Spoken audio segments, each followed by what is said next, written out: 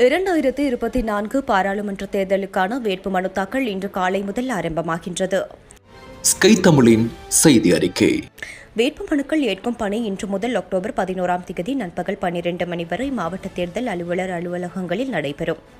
வேட்புமனு தாக்கல் செய்யப்படும் முதல் நாளாக இன்று முதல் இறுதி நாள் வரை எவ்விதமான ஊர்வலங்களோ பேரணிகளோ மற்றும் குழுக்களாக ஒன்று கூடலோ முழுமையாக தடை செய்யப்பட்டுள்ளதாக தேர்தல்கள் ஆணைக்குழுவின் தலைவர் தெரிவித்தார். அத்துடன் பொதுத் தேர்தலுடன் சம்பந்தப்பட்ட முக்கிய நிறுவனங்களின் பிரதானிகளுடன் தேர்தல்கள் ஆணைக்குழுவின் தலைவர் RMAL ரத்நாயக்க பேச்சுவார்த்தையில் ஈடுபட்டுள்ளார்.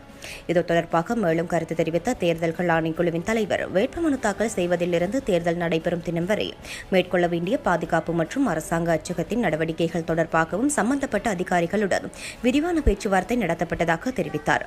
இதேவேளை பொதுத் தேர்தலுக்கான கட்டுப்பணம் செலுத்தும் நடவடிக்கைகள் ஏற்கனவே ஆரம்பித்துள்ள நிலையில் இதுவரை 37 குழுக்கள் கட்டுப்பணத்தை செலுத்தியுள்ளதாக அந்த ஆணைக்குழு கூறியுள்ளது.